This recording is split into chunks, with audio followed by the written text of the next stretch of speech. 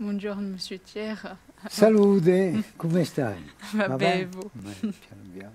Allora, in usegui tu di un scambio che abbiamo avuto l'ultima volta in cui Petro Santo Menozzi all'anno di meglio e vo, io vorrei continuare appena la nostra revisione a tanta letteratura corsa. Ah, con piacere, con piacere. E prima, giusto appunto, volta un primo punto che abbiamo ambientato l'ultima volta in cui all'anno di meglio, di questo concetto di letteratura 2.0.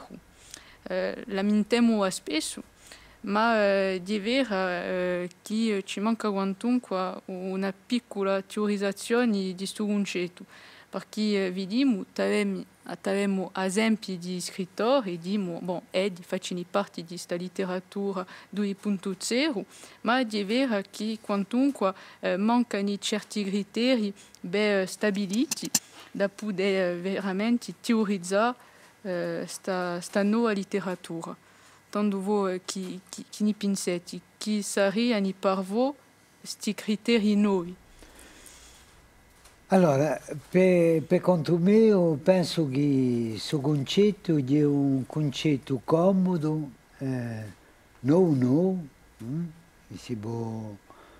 forse si può fare in data, una decina d'anni o più, così dico a poco preso, ma mi pare che lei ha fatto piano piano, che lui si è sviluppato piano piano e che l'ha, diciamo, occupato un spazio particolare, che non è mica come nei pochi concetti, soprattutto chiappi usati in letteratura, un frutto, diciamo, di una tradizione di produzione dopo di riflessione. No?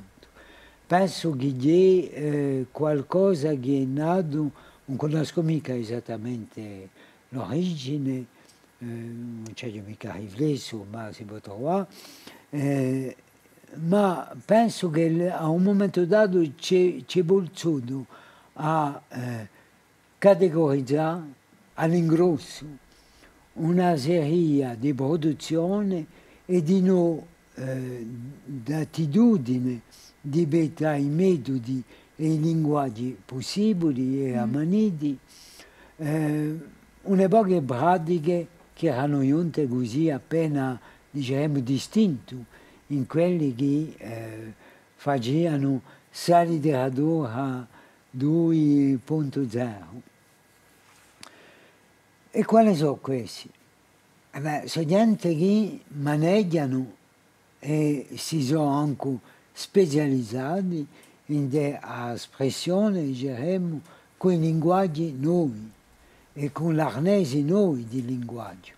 Come mettiamo l'applicazione telefonica, come l'ordinatore, diciamo, anche i linguaggi numerici modernissimi, non solo moderni. Tanto per voi il linguaggio sarebbe un criterio da mettere giusto appunto in questa letteratura 2.0? In tutti i casi non c'è mica scordarsi che la letteratura così è legata a una modernità e anche a una sopramodernità, posto che a categorizzazione mi viene difficile a dire c'è una categorizzazione, c'è una, diciamo, denominazione che è comoda, ma a categorizzazione che tu ammenti non so se lui c'è bisogno a gran calma.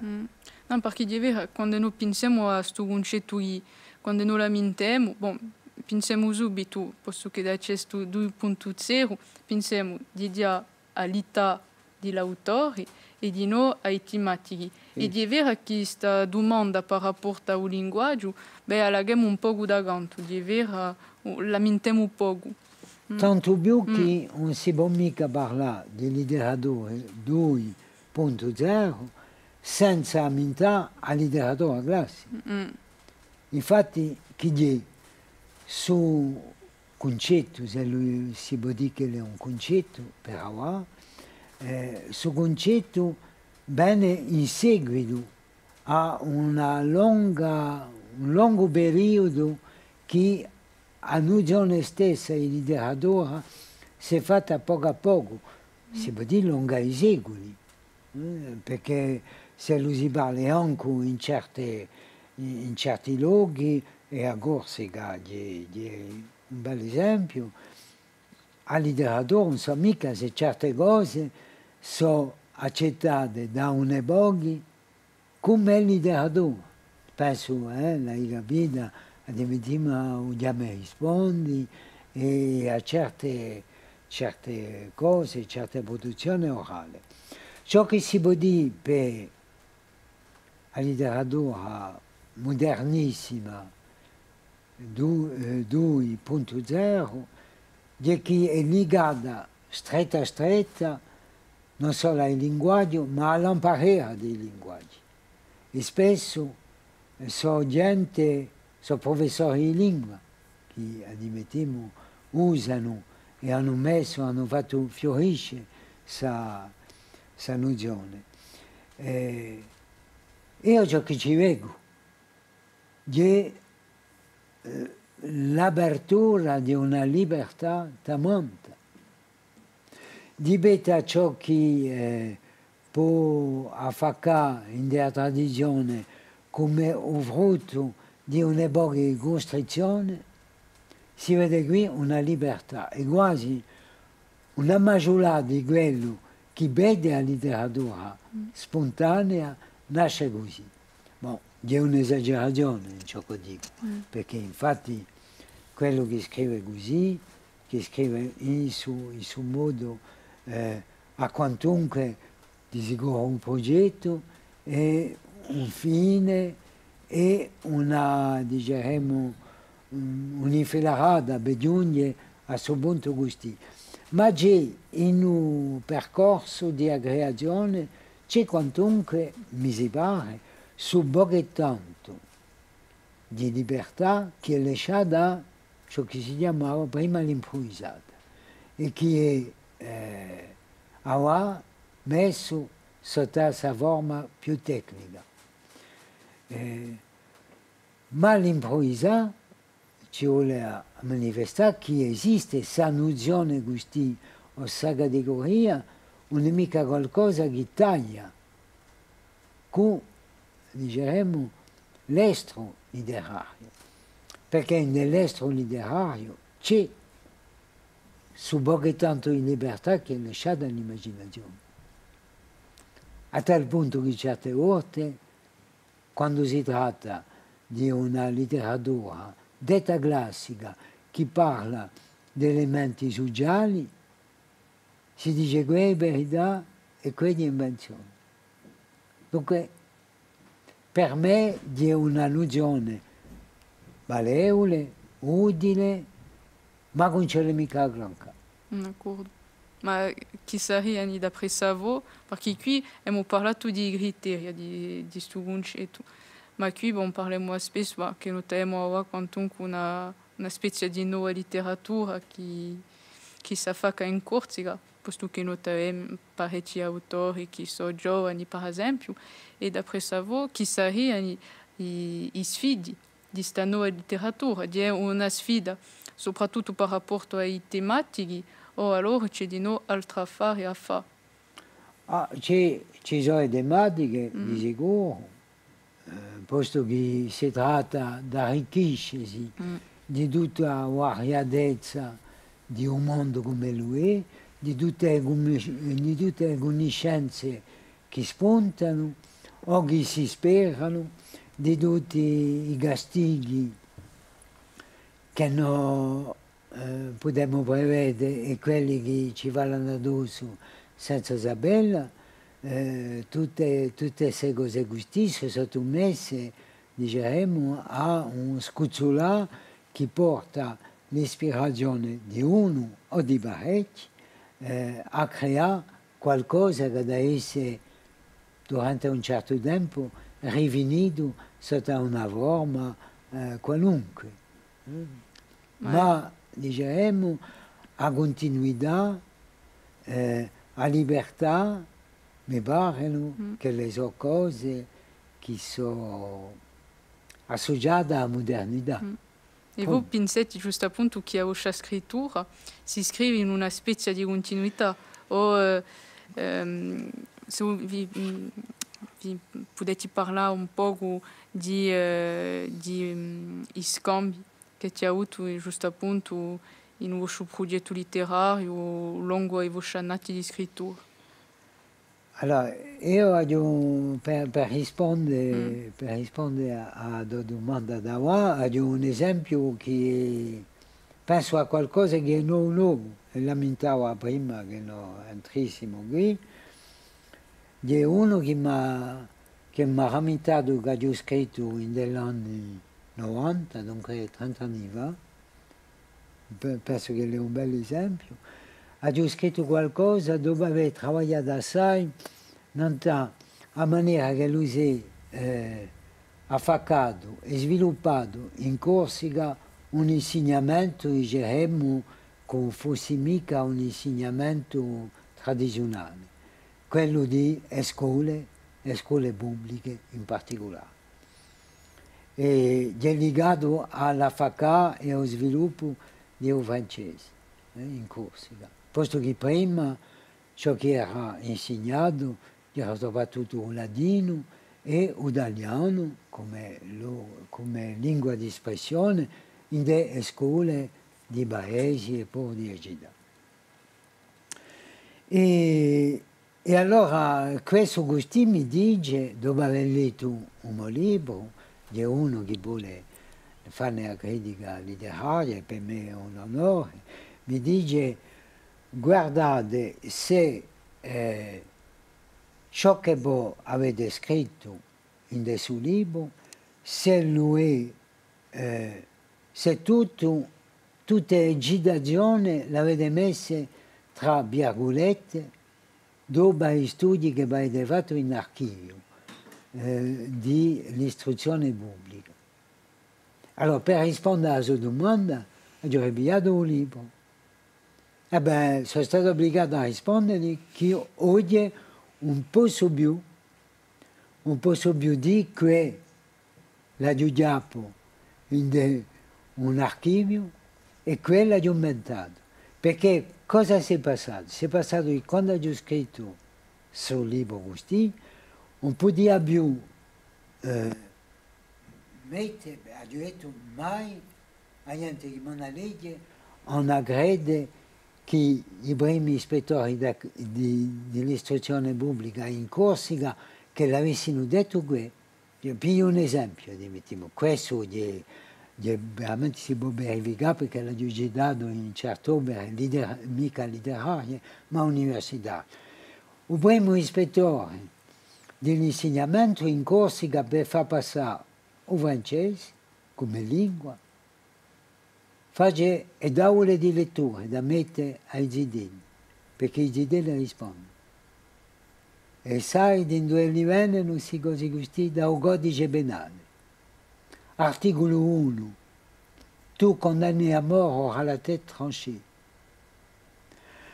Quando ho letto questo nell'archivio, ho detto, ma è impossibile, la gente non crederanno mai che un uomo, che un istitutore che l'avesse detto questo. E beh, io l'ho detto, si può verificare negli archivi nazionali. Ma dunque ho fatto una scrittura che mette insieme dunque questi articoli dell'istruzione pubblica come li sono conservati nell'archivio e poi dopo è mia invenzione. È così che ho chiamato il libro Le Potiron, l'inspecteur e le GECO, perché l'inspecteur il primo ispettore si chiamava Antoine Félix Moore, venuto negli anni 1816 e è rivenuto dopo il 1820.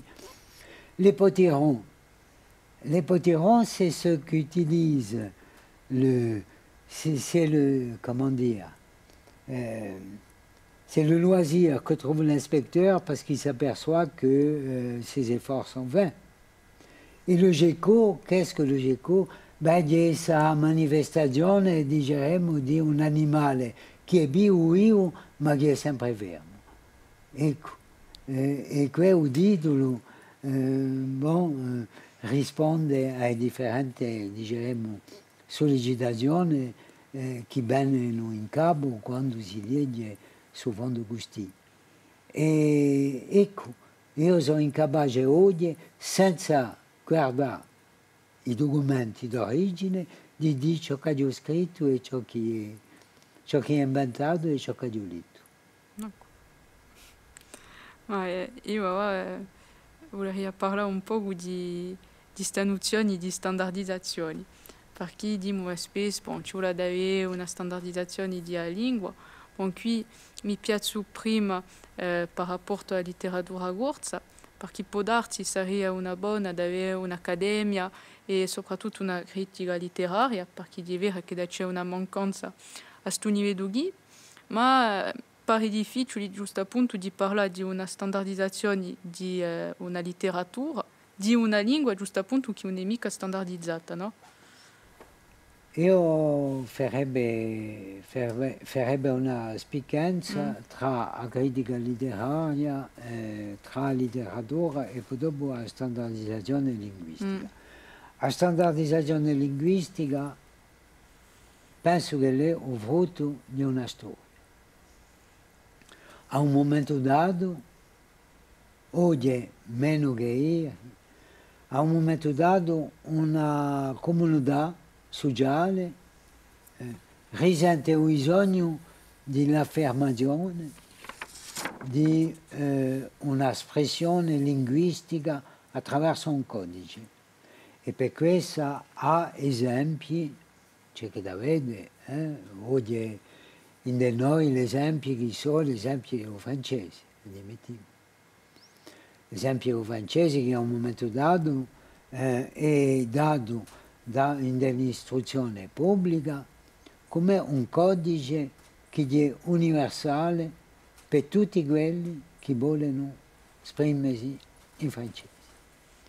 Eppure si sa che la lingua di espressione non è mica questa.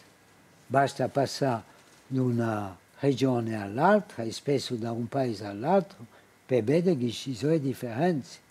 Non lo so, io avevo un collega che diceva moi, aujourd'hui, je suis tout strampillé. Bon, non ho mai saputo ciò che lui voleva dire, non era mica qui, perché adoperava sicuramente qualcosa che era in uso, i regionalismi si conoscono un'epoca fa, si sa che in francese o francese parlato in Corsica ha le sue particolarità, di noi e in tutte le regioni di Francia, ma diciamo c'è un codice che è imparato e che è universale nel territorio. Quando si vuole parlare e usare la lingua francese. E poi anche questa oggi è sottomessa a un'epoca di trasformazione che non so mica già per in conto da, diciamo, la legge. Ciò che fa che in certe teorie ci sono i problemi, perché si sa che c'è una permissione data a un'epoca cose che sono considerate come secondarie, ma dopo, quando si tratta di giudicare la qualità di un professore di lingua, a questo momento così la teoria non è mica così d'accordo. E pensiamo a quel che sia, che corregge, forse parlo a una professore, che corregge un dovere in due sollevamenti, può essere scritto in due maniere, o la clé sia con F, sia con un E con accento agudo, eccetera, eccetera. Una poche cose che sono così variazioni, che sono arrancate ma che fermano la ragione. C'è dunque nella storia della standardizzazione c'è un aspetto politico e ideologico che è assai importante che ci vuole cercarlo nella storia. Allora, per la letteratura, se noi applichiamo questo alla letteratura, è capita che a un momento dato nella scuola mettiamo la letteratura, non può mica essere spiegata la letteratura francese, non può mica essere spiegata dalla scrittura del francese, dalla scrittura e dall'ortografia del francese. Ma se lo applicate alla Corsica o a un altro luogo dove non c'è mica una norma nella storia, non c'è mica una norma che diventa ipernorma, non c'è mica ragione di ficcare in questa letteratura un costringere di un'ipernorma standardizzata. Perché standardizzata? Noi abbiamo fatto una scelta, dico noi, i corsi, quando ne avevamo pensato a allargare la letteratura e a lingua e no, abbiamo fatto una scelta che è piuttosto quella di mi rispondi tra una varietà e l'altra varietà. Ma dopo ci può essere una difficoltà, soprattutto a livello di imparare, perché in certi discorsi che noi sentiamo oggi, diciamo spesso, ci vuole avere una standardizzazione della lingua, da poter giusto appunto spargere di più a lingua corsa. Dopo io non dico mica che sono da consento in questo affare, ma è ciò che noi sentiamo. Ma anche io non sono da consento. Io so per la bulimia della lingua corsa e di questo punto di vista non c'è che da vedere. Ci sono i luoghi che hanno, diciamo, una riverenza costituzionale assai più larga e assai più capace per la sua lingua e che non ce la facciano mica. Perché la difficoltà è giusto appunto di pensare su come rispondi tra le varietezze interne di una lingua. È difficile perché la tendenza naturale, tra virgolette, è di voltare a un luogo ristretto. E se lo si volta sul luogo ristretto, la lingua non c'è più. Ci sono ciò che si chiamavano prima i dialetti. Ma chi so ciò che si chiamava i dialetti? So le varietà locali, provvisorie di a lingua generale. Ciò che si passava, mettiamo, tra le lingue neoladine. Ed è per questo che uno che ha imparato il corso, che conosce il corso, è capace a un momento dato a capire assai italiano e di meno, ma che appena abitudine anche dentro lo spagnolo o altre lingue. Ma giusto appunto la letteratura può essere una maniera di mettere in ballo certe varietà di corso che sono quantunque minorizzate, perché la lingua corsa è una lingua minorata e dentro la nostra lingua ci sono certe varietà così di noi che sono... Sì, sicuramente. Penso, allora, per questo penso che l'attitudine giusta è da accettare espressione come lei, a condizione che lui ci sia un interesse, un valore, la critica letteraria, tanto non si deve mica appoggiare non tra la varietà linguistica sola, ma guardare ciò che quello che ha scritto o quelli che hanno scritto, per parlare giusto appunto della letteratura 2.0, hanno bussato esprimere di questa, cosa lui invece oggi si vede che la letteratura, infine la critica letteraria, scappa da un letterario per entrare in l'extraletterario, e questo è un peccato. Non so se ho risposto qui, forse mi vuoi stuzzicare di più. Ma non so mica, noi temo quantunque una letteratura recente e tanto mi dico certi volte, posto che è recente, può darsi c'è bisogno di un certo tempo da poter metterla in cesta, giusto appunto, non è mica qualcosa, perché penso alle altre letterature, c'è un bisogno quantunque di un certo tempo, parecchi annati, parecchi secoli anche per poter stabilizzare una letteratura. Tanto bom, quando noi sappiamo che la nostra lingua era piuttosto orale che siamo passati allo scritto, può darsi che c'è adesso una soprana di scritto non l'orale. Perché vediamo spesso, per esempio, pido l'esempio di giovani, perché è ciò che vedo ogni giorno, certi hanno la capacità di scrivere, ma dopo di avere un chimica l'adopro di un corso in vita quotidiana. Tanto bom, ci possiamo domandare se a un momento dato un chimico un scambio di funzioni di lingua dentro la società. Mi pare che è un'altra questione, questa è un'altra questione. Io per conto mio, per conto personale, di prima, io dicevo radio che ciò che conta è di esprimersi. Ma basta fare che dicevo che siamo intimo che la lingua corsa è piuttosto una lingua scritta, anche se il letterato è debole, ma è di una lingua più scritta che parlata. E di un po' intimo che taglio, dico la verità. Anch'io, ma diremmo che per questo io penso personalmente, non parlo mica, diremmo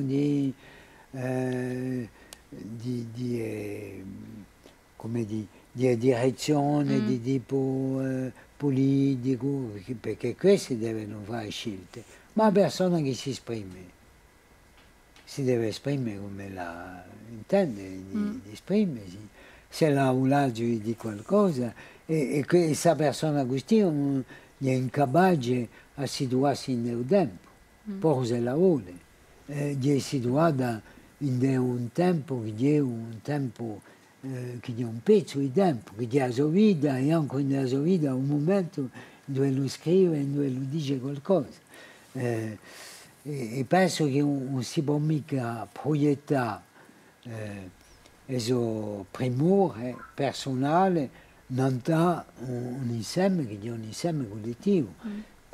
Invece che quando c'è un insieme collettivo che ha una primura da organizzare, diciamo, diventare di una lingua in sa comunità, in un popolo, allora così ci vogliono elementi che permettessero, diciamo, a sperdere la lingua, sperdere in un luogo concernato, in un tempo, di farsi in maniera normale. Se abbiamo una sperdere di lingua corsa per via di scritto, sappiamo che il letterato, siamo pochi, quantunque voilà, ad ammaestrare abbastanza la lingua per poter scrivere e di non per poter leggere. Tanto voilà, ci possiamo domandare se a un momento dato la lingua corsa, soprattutto la lingua corsa scritta, ha diventato può darsi una lingua un po' disapiente. Allora che prima non era mica... Ma se la lingua, se lei la bene, che tu, se lei il destino della lingua, questo, quando in prima è difficile a dire, perché se avessi questa domanda così, se la fossi stata posta poco 30 anni fa, un'epoca ti avrebbero detto, ce ne sempre, che dicevano così, ma la lingua corsa non è mica fatta per scrivere. La lingua corsa è fatta per benedire che o riflesso è quello di diglossia. No, ma dopo è una risposta che possiamo accettare, perché c'è quantunque una parte di verità in sta affare. Si può accettare, si vende ciò che si mette in accettare. Vale a dire che se tu si per a ufficialità, come dicono le pochi, chi ci vuole mettere in ballo gli strumenti a ufficialità, che non ci sono mica. Perché se l'idea è di fare una lingua unita, che la sia unita per via che si cacciano le poche fare, una standardizzazione sia unita per polinomia, ci vogliono gli strumenti. E gli strumenti, se tu conosci uno strumento che è capace di farlo, dimmela perché io non ne conosco mica. Né grammatica né dizionario, non ne conosco mica. Ci sono strumenti, ma mica abbastanza generali per rappresentare il puntello necessario per questo. Dunque per me, fin tanto che non ci sono mica questi strumenti, posto che la domanda si indirizza a me, fin tanto che non ci sono mica questi strumenti, ce la fa con ciò che ne abbiamo e con tutte le possibilità. Tra queste possibilità c'è un piacere. Un piacere mica come attività secondaria, ma un piacere di essere. Un piacere di essere al mondo e di dire le cose come tu le intendi. E tanto io l'ho messa, penso, già nel mio primo romanzo, intorno a 30 anni fa, dunque non si può mica accusare di essere un discorso di quel che sia vecchio. Diceria che c'è una libertà per quello che faccio, non aveva mica censori. Invece quello che faccio per ottenere una riconoscenza, spesso faccio ciò che lo pensa essere un modello per avere una riconoscenza di tipo letterario. Abbiamo un esempio, un altro esempio, che è tremendo. Quando mi pare, quando ho scritto il mio libro, Quell'ecatombe a Gilac, pubblicato nel 2019, ho adottato una maniera di scrivere che un'epoca mi hanno detto, guarda, non ci si capisce nulla, perché parti in tutti i sensi, c'è troppo narratore, troppo... allora mi sono detto, io avevo una ragione, di scrivere in maniera più classica. E i lettori mi hanno dato il premio dei lettori delle biblioteche, e dunque mi hanno acconsentito a un modifico. Che devo pensare io?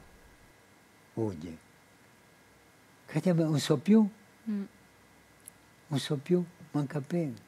Dopo, sempre per stare negli esempi che piglio nella mia vita di tutti i giorni, c'è un collega che è direttore di un istituto in Quebec, che si chiama Alain Gagnon, che ha scritto un trittico, 3 libri, mi ha domandato di pubblicarli, di tradurli in corso. Qual è che l'ha da legge? Qual è che l'ha da legge? Mica niente che tu dicevi prima, i pochi lettori in corsi, sicuramente. E è contento come un piccio, perché se era scemo, no? E perché chi si va è un uomo che conosce la situazione in America, in parecchi paesi, che è tradotto in 15 lingue, o manco, e che è contentissimo di sapere che il suo libro deve essere, la prima traduzione deve essere in corso, perché l'ha già fatta. Già. Sarà tonto? No, io trovo che l'ha ragione, non so mica perché forse sono tonto anch'io. No, ma viene a dire che che a nostra letteratura sta quantunque un'esistenza, perché c'è l'oggetto libro, l'avemo, teniamo, ma dopo a livello di gampa di questa letteratura, di vera che è un po' di più difficile. E basta fare che vi domando se voi siete a pro, giusto appunto, di traduzioni, di edizioni bislingui, per poter fare campare mica la nostra lingua, ma piuttosto la nostra letteratura. Io ho delle difficoltà a rispondere perché un campo mica un'opposizione tra i due. Tra i due, io sono professore di francese e ecco, non posso mica proprio rispondere. Ciò che posso dire è che la traduzione, soprattutto in francese, che noi siamo lingue, la traduzione francese normalmente deveria essere facilissima, normalmente. Per me è una difficoltà maggiore. È di una doppia scrittura. C'è una difficoltà maggiore perché da giù conto già, quando ho letto il primo libro che ho tradotto in francese, non l'ho più riconosciuto, come me, e di poi non l'ho più scritto. Fuori di Fragranze de chez nous, che ho scritto, perché mi hanno lasciato poco. Ma io vi ringrazio in tutto caso per i vostri risposte e per questo scambio che mi ha avuto oggi. No, sono io che ti ringrazio e vorrei dire che sono appena deluso dalle mie risposte perché mi sarebbe di più piaciuto a dire no, le cose sono così e così. Ma veramente penso in maniera assai profonda che quando si tocca queste questioni così ci vuole allenare ciò che tutto il periodo di positivismo ci ha messo in gioco. Spesso oggi c'è troppo dogmatismo in delle differenti attitudini scientifiche. No. C'è una complessità che è la complessità della vita e ciò che alla prima domanda mi pare che è un bel esempio di questa complessità che è immersa. La letteratura ha 2.0 è un prodotto che è nato da una visione che è incompleta. Perché è incompleta? Perché è troppo poco tempo che è nato, come tu l'hai detta in maniera benissima. Dunque, penso, se tu resti da consento, che questa prima riflessione domanda essere scavata, forse, vedremo. Se tu sei comoda un di questi giorni, forse ne riparleremo, faremo un altro e io scontro. studierò di più, potrei rispondere in maniera più. Ti ringrazio. Ti ringrazio io.